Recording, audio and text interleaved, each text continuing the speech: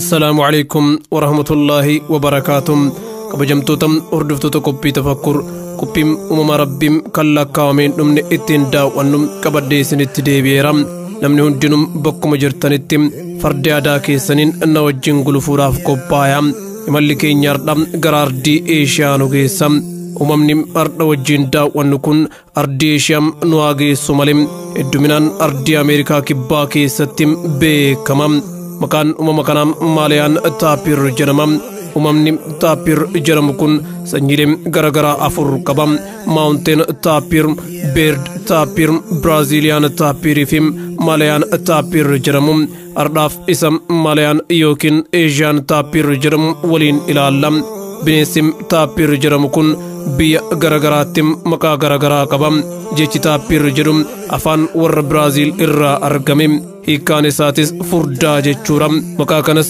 gogaa qaama isaa furdaa irratti hundaa'anii itti moggaasanii warri Indoneeshiyaa badak jedhanii waamu bineensa warseessa jedhamuun waan wal fakkaatuuf maqaa kanaan waamanii Taayilaanditti ammoo pisoomseet jedhama hiikkaan isaatis waan walitti makame dalagame jechuu fakkaata akka warra Taayilaandii kanatti uumamni kun bineensota garagaraa irraa walitti makame dalagame yoo gara qoffee isaa ilaalan awwaaldigeessa fakkaata guddinni qaama isaa immoo harreetti dhiyaata kottee fi eegee immoo kan roophiitiin walitti dhiyaatu qabani bineensota akka fardaa fi warseessaatiinis waan wal fakkeessu qaba kanaaf waan makame dalagame jedhanii waamani anis waa'ee uumama kana waan kurfeeffadhe isinii qooda nafaana bu'aan affeerraa kiyya waan fuulduraa beeytaa takuutten dagattu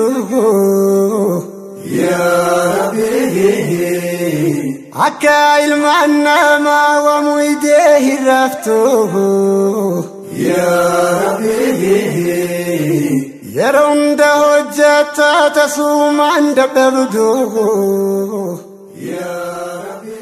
Malayan yookiin Asian Tapir sanyiilee Tapir kan dachii tanarra jiran keessa kan addaati sanyiiwwan Tapir keessa kan nama sodaatuu fi saalfatuudha paarkiiwwan keessatti yoo taate malee daggala keessatti uumama kana arguun rakkisaadha uumamni kun qoffee akkaan dheeraa qaba qoffee isaa kanaan awwaaldigeessaan wal fakkaata qoffeen isaa kun hidhii isaa kan gubbaa irratti kan argamu yoo ta'u dheerachuun gabaabbachuun gara samii ol caafamu jabaachuu fi laafuu danda'a qoffeen kun soorata akka barbaadetti akka sooratu isa gargaara qoffee kana fayyadamee soorata afaan keessa kaayachuu danda'a gabaabina isaatiif malee dalagaan isaa kumbii arbaatitti dhiyaata qotteewwan isaa kan duraa lamaan irra qubbeen afur qaba kan duubaa lamaan irraa immoo qubbeen sadi qaba rifeensi gogaa isaatis sanyiiwwan Tapir kaawwan irraa adda sanyiiwwan sadan rifeensa daalachaa fi magaala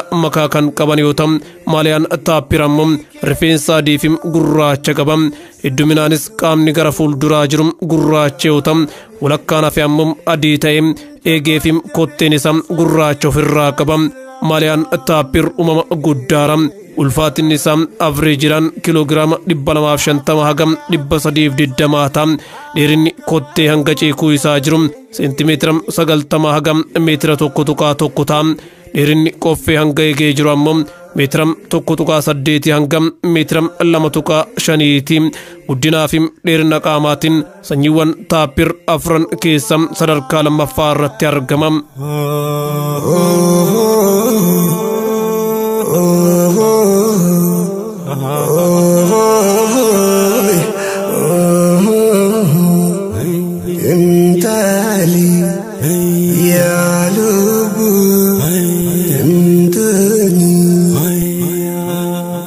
Malayan Tapir akkuma maqaa isaatti sulula Malayaa keessatti argama biyyoota akka Myanmar, Thailand, Malaysia fi Indoneeshiyaa keessa faffaca'ee jiraata naannoon kun bosona akkaan tuuchaa fi gaarreen biqiltuuwwan garagaraatiin guutamaniin kan uwwifameera akkasumas lafa waggaa guutum rooba argatuu fi jiidhaadha kun ammoo soorata inni barbaaduu fi ilma namaa jalam dhukachuudhaafis isa gargaara Malayan Tapir uumama halkan sochoora yeroo guyyaa boqonnaa yookiin irribaan dabarsa haa ta'u malee kanneen bosona haalaan fagoo fi gaarreen ilmi namaa dhaqqabuu hin dandeenye keessa jiraatan yeroo fedhanitti olii gadi socho'an rizqii barbaaddatu.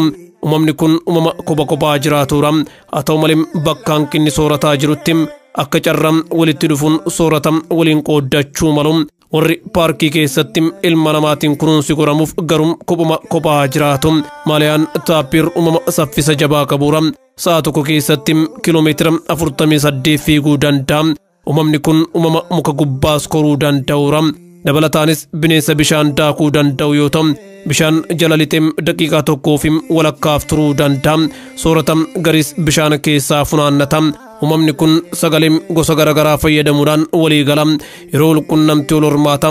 Yeroo diina argee fi yeroo ofii isaatiin wal lolu sagalee garaagaraa baasuun miira qabu ibsata.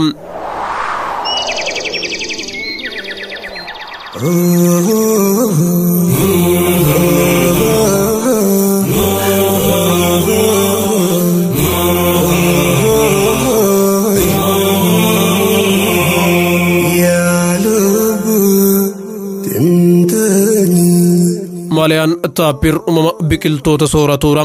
Sanyiiwwan biqiltoota garaagaraa soorataa jiraata.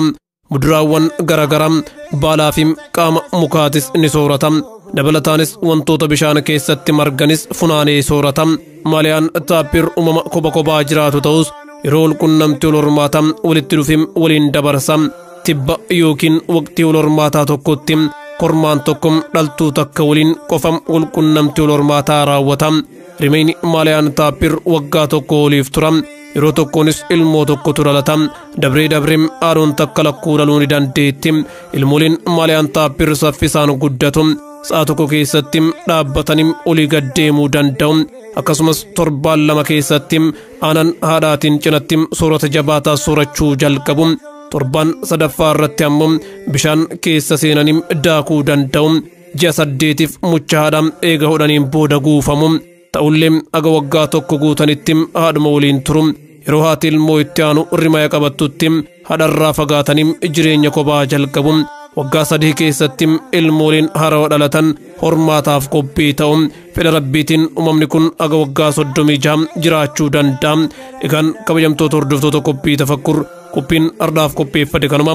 Fedha Rabbiitiin hanga torban wal agarrutti sagantaa soora qalbii wajjin turtii gaarii qabaadha. Wassalaamu alaikum warahmatullaahi wabarakaatuh. Hakan gabbara ma ya Rabbi sikofa ya Rabbi ya